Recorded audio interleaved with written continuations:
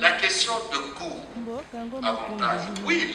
Le débat était houleux et les échanges ont été passionnants, marqués par plusieurs interventions musclées lors de la séance plénière du mardi 3 décembre 2024 au niveau de la Chambre haute du Parlement. Lors de cette séance plénière, la Chambre des sages a examiné le projet de loi de finances pour l'exercice 2025 présenté par le ministre du Budget, Aimé Boji, qui a représenté le gouvernement de la République. Un sujet capital pour la gestion des finances publiques et le développement du pays qui a poussé les honorables sénateurs à faire des observations et formuler des recommandations pertinentes pour l'intérêt général du peuple congolais. C'est dans ce sens que l'honorable sénateur Jean Tshisekedi, élu du Kasaï central, a saisi l'occasion pour d'abord féliciter le gouvernement de la République pour avoir pris en compte les doléances de la population de sa province concernant la route Kananga-Kalamba-Mbouji, dite la route de l'espoir, et le problème épineux lié à la chute des Katende et la Chitembombo. J'aimerais cette fois-ci féliciter le gouvernement dans le cadre toujours de ma province pour avoir pris en compte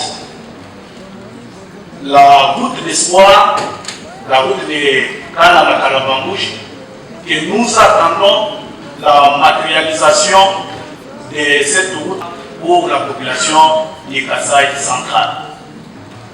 Et je félicite encore le gouvernement de la République pour avoir pris en compte, enfin, dans les documents qui nous a été remis venant de l'Assemblée nationale, on a pris en compte Chite Katende et Chitembo.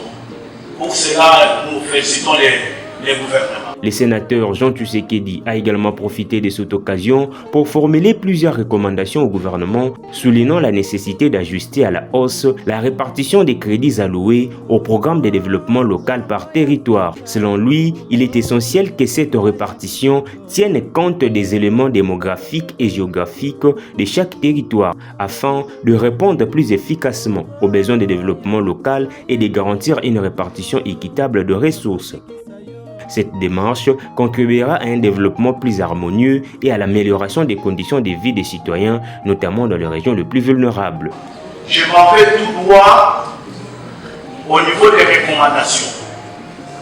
À la page 89 du projet de loi de finances 2025, annexe 19, sur la répartition des crédits alloués au projet du programme de développement local par territoire.